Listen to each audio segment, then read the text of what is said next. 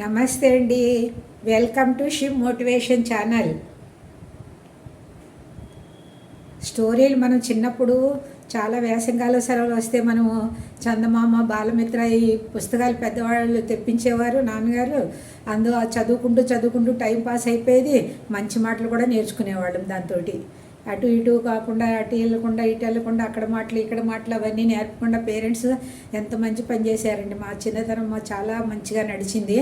ఇట్లాంటి సెలవుల్లో కూడా మేము ఇలాంటి కథలు చదువుకుంటూ మంచి సంస్కారంతో మా నాన్నగారు మా అమ్మ పెంచారండి. తప్పకుండా మీ పిల్లలకు కూడా ఈ కథలు చదివి వినిపించండి.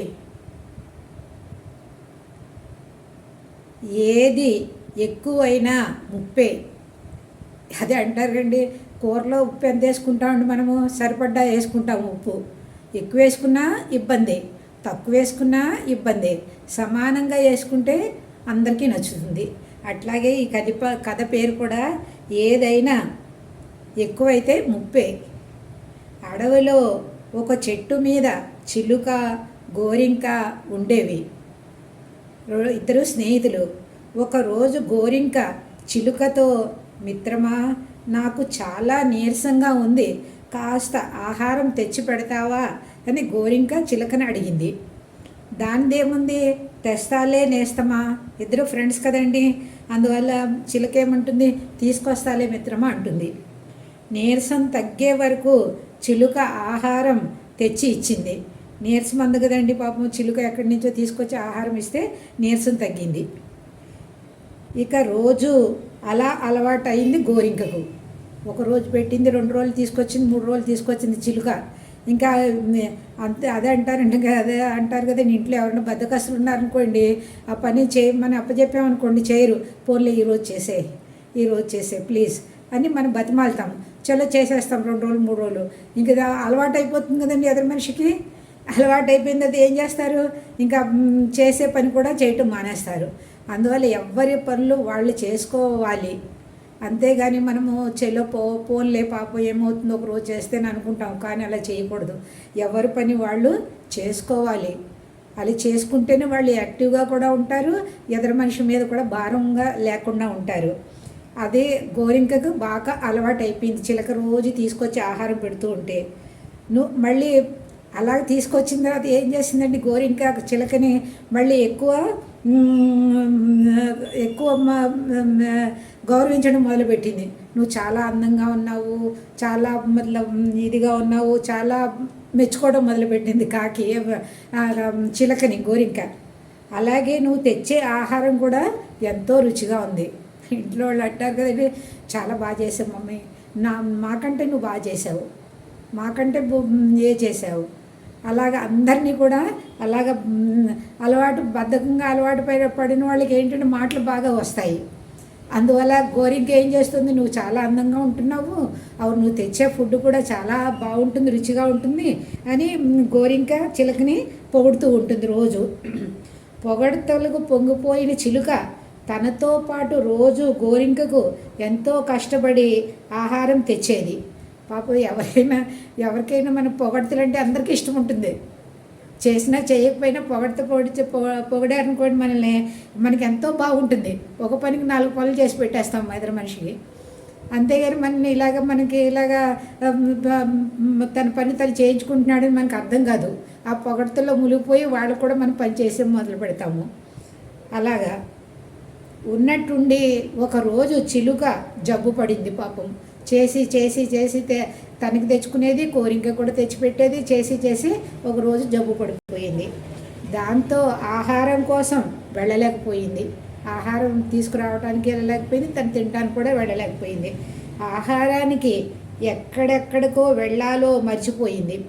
చిలుకకు బాగైతే కానీ నాకు తిండి దొరకదు. గోరింక ఆలోచించడం మొదలుపెట్టింది. ఇంకా పాప చిలుక జబ్బు పడిపోయింది, ఇంక నాకు ఆహారం ఎవరు తీసుకొస్తారని అప్పుడు ఆలోచన వచ్చింది గోరింకకి. గోరింకకు సాయం చేస్తూ ఒళ్ళంతా హోనం చేసుకున్నాను. నాకే ఆహారం తెచ్చుకోలేని స్థితికి వచ్చాను. అప్పుడు ఆలోచన చిలకకి వస్తుంది. ఇంత చేసి ఇద్దరికి ఆహారం కూడబెడుతూ నేనే జబ్బు పడిపోయాను, అంత నీరసపడిపోయాను, నాకే నేను ఆహారం తెచ్చుకోలేకపోతున్నాను, ఇలాంటి స్థితి నాకు వచ్చిందని అప్పుడు చిలక ఆలోచిస్తుంది. మొదటి నుంచి చిలుక, గోరింకలను గమనిస్తున్న కోయల, ఇది మూడవది. చెట్టు మీద కూర్చుని కోయల ఇవన్నీ చూస్తూ ఉంటుంది ఇద్దరిదిని, చిలుకని గోరింకని.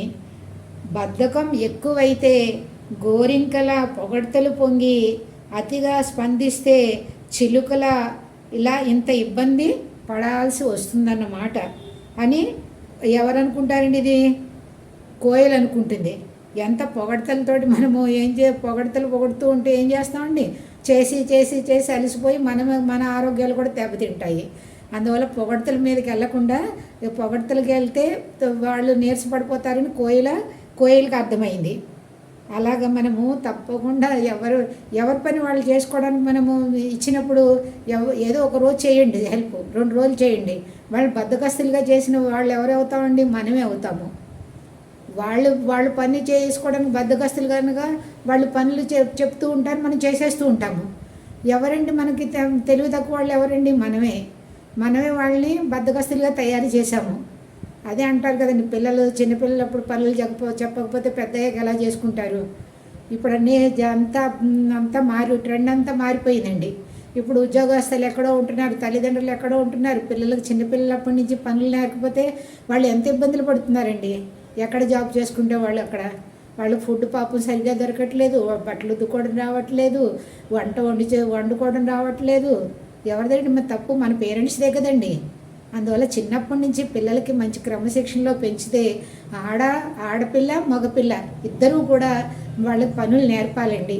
ఆ పనులు బట్టి వాళ్ళు ఎక్కడైనా సరే ఓన్గా ఫీల్ అవ్వరు. అయ్యో మా మమ్మీ ఉంటే నాకు ఎంతో బాగా వండి పెట్టిను అన్న ఫీలింగ్ రాకుండా ఉండాలి అంటే మనము వాళ్ళ వెనకాల కష్టపడాలి. కానీ మనం ఏం చేస్తామంటే చేసి ఇచ్చేస్తాలి, వండి పెట్టేస్తాలి అని వాళ్ళు బద్దకస్తులాగా మనం తయారు చేసేస్తున్నాం. రేపొద్దున ఎవరంటారండి? మనల్ని అంటారు వాళ్ళు. మా మమ్మీ నాకు ఏమి నేర్పలే, మా నాన్నగారు నాకు ఏమి నేర్పలేదు. ఎవరంటారండి?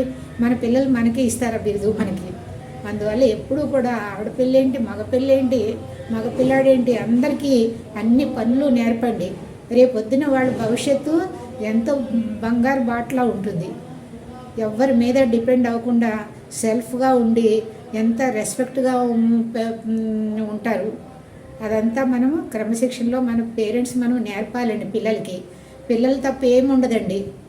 అందువల్ల మనము ఇప్పటి నుంచైనా, నిన్నటి వరకు ఏది జరిగిందో జరిగింది, కానీ ఈ రోజు నుంచైనా మనం ప్రయత్నిస్తే తప్పకుండా ఒక రోజు తప్పకుండా నేర్చుకుంటారు పిల్లలు.